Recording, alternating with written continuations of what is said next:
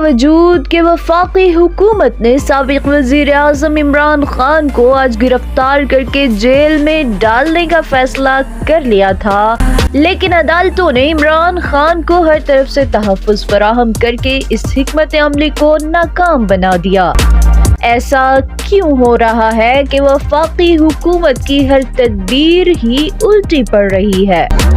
P T I نے جنوبی پنجاب میں قومی اسمبلی کی جیت سے ثابت کر دیا ہے کہ آڈیو لیکس ہوں یا مقدمے اور ایف آئی آرز، ان سب ہتھ کنڈوں سے عمران خان کا گراف اوپر کی جانب سے رہا ہے۔ اس کے نیچے آنے کی فی الحال کوئی صورت نظر نہیں آتی۔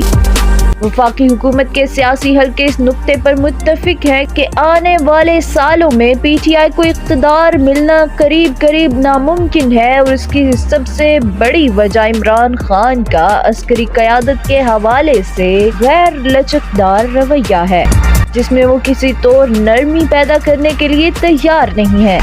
لیکن سوال یہ ہے کہ عمران خان کا راستہ اب کیسے روکا جا سکتا ہے؟ آئینی اور قانونی لحاظ سے اب کوئی راستہ اور کوئی صورت ایسی نہیں جس سے عام انتخابات کو غیر معینہ مدت تک ملتوی کیا جا سکے۔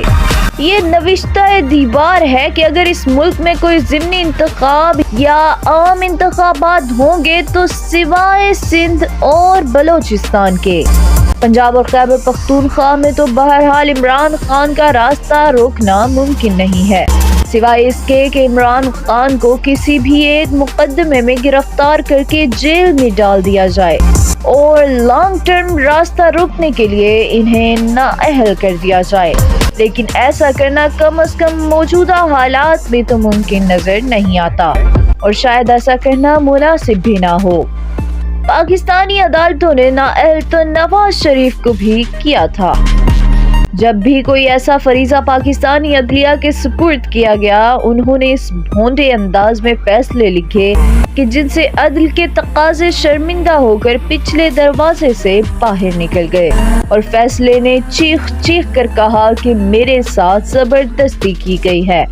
اس میں شک نہیں کہ پاکستان کے معاملات دیکھنے والے مقتدر ادارے اس لمحے ایک گمبھیر سوچ میں گم ہیں کہ اپریل 2022 سے فروری 2023 تک وطن عزیز کا ہر قدم پیچھے ہی پیچھے ہے۔ جن افراد کو ذمہ دار منصب پر لا کر بٹھایا گیا، انہوں نے انتہائی ڈھٹائی سے اپنا ہی الو سیدھا کرنے میں کئی ماہ لگا دیے، لیکن 1 سال ہونے کو آیا، ان کی طرف سے کیا گیا ایک بھی فیصلہ نہ صرف یہ کہ مثبت نتائج لانے میں ناکام رہا، بلکہ پاکستان کے 22 کروڑ سے زائد عوام کو ہر آنے والے دن میں ایک نئے بوجھ تلے دبا دیا گیا۔ یہ جملہ کہ پاکستان ایک سنگین بحران سے گزر رہا ہے، گزشتہ 75 سال سے سنا جا رہا ہے۔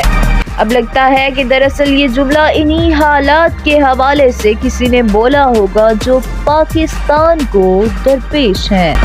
پاکستان نیوز انٹرنیشنل سے فی وقت اتنا ہی۔ مزید خبروں، تجزیوں، اپڈیٹس اور معلومات کے لیے ہمارے ساتھ رہیے، اور ہمارے چینل کو لائک، شیئر اور سبسکرائب کر کے سپورٹ کرنا بالکل مت بھولیے گا۔